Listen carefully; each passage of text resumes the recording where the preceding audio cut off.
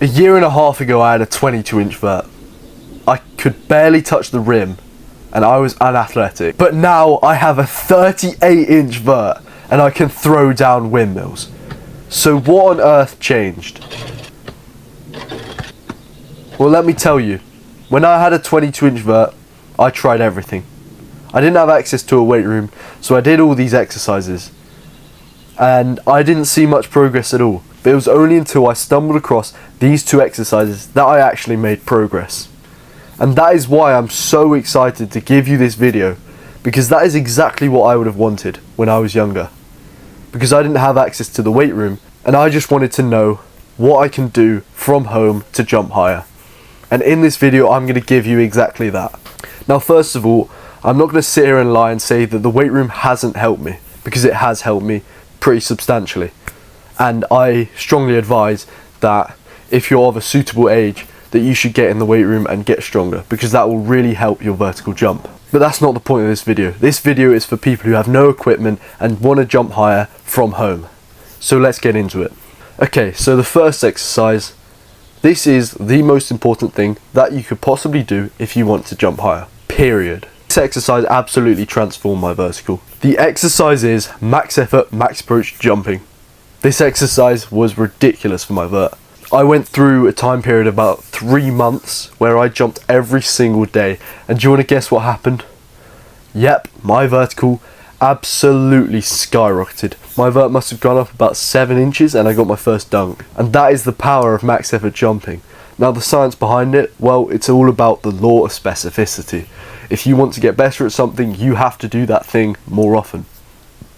If you want to get better at jumping, you have to jump more. What would a painter do if they wanted to get better at painting? They would paint more, wouldn't they? Additionally, plyometric like jumping, the beauty of it is that they self-intensify, meaning that as you get better and better, the jumps themselves become more and more intense and serve to continue overloading your body. And when you overload your body, you spur on adaptations, and those adaptations make you jump higher. And so what I was doing when I was jumping really frequently, I was constantly overloading my body. And the important thing is that you're going at max intent, because otherwise you don't overload your body. And so it's those overloads that cause the adaptations, and eventually you jump higher. And over a long period of time, chained together, you get to where I am, and still improving. So I would strongly advise all of you to go out at least 1 to 2 times a week and jumping max effort, max intent. You should aim to get 20 to 50 jumps in every single week. Now, the second exercise, well, let me tell you, this exercise, when I started implementing it, it changed my athleticism forever. This exercise is simply the plyometric of plyometrics. It is the best exercise for sprinting faster, and of course it's going to be sprinting, isn't it? Okay, sprints absolutely transform my vertical. They transform my athleticism. I started sprinting 1 to 2 times a week, and my speed absolutely transformed, and so did my jumping. The science behind it is actually very simple. It's an amazing, fast, short ground contact time activity that has insanely high ground reaction forces, both horizontally during acceleration and vertically during upright sprinting. Additionally, it improves, or it builds, your fast twitch muscle fibers, which are so essential in an explosive activity like jumping. And what this sprinting is going to do, this consistent sprinting is going to do, it's going to develop your elasticity and your tendon stiffness. So basically when you jump, you'll get that pop off the ground and you'll jump really high from it. You'll be really explosive from sprinting. Best exercise for explosiveness in general. Generally, I would prescribe about 2 sprint sessions a week, because everyone can do that. Come on, you can find a space, you can find a field, you can find a track, you can find somewhere to sprint for at least 40 meters, and let's say you do 4 sets of 40 meters, do that twice a week, have ample rest in between sets and warm up really well, and from that you will sprint faster and jump a lot higher and be really explosive. Sprinting is the fountain of youth. If you can go out and sprint every week, you're going to be athletic, okay? You're going to jump high. I'm a testament for this. When I started sprinting every week, my vert skyrocketed, and so did my sprint speed. So that should provide you some motivation to actually start sprinting. Don't make excuses. It's really simple. It doesn't even take that much work.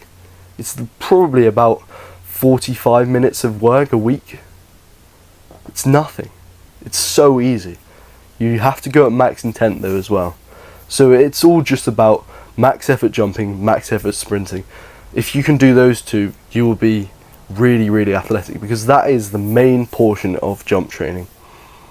All the weight room stuff, that's just a supplement. This is the main work.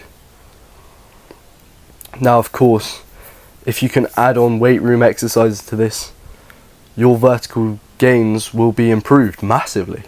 It will really help you. But from this, from just the jumping and the sprinting, you can improve tremendously. It will really, really help you out. And if you're a beginner athlete especially, it's really, really important, because when you're a beginner athlete, when you're younger, you basically have the potential to develop more in your sprinting, your jumping, whatever it is. If you're spending a lot of time jumping and sprinting when you're young, that will really help you when you're older. I know it certainly did help me a lot. So go out, jump 1 to 2 times a week and sprint 2 times a week. It's really not that much work to do. And from that, you know, you stack on years and years, you can become a freak athlete. But most people aren't willing to wait that long. Most people aren't willing to stack those days over and over and over again and not get bored. But if you can, you will become a freak athlete, and everyone will be asking you for the secret sauce, and you're just going to chuckle to yourself, okay? It really is as simple as this. I don't know why it's gotten so complicated. It's as simple as this. Sprint max effort, jump max effort. If you have the weight room, add the weight room. But from this, you will jump higher. Guaranteed.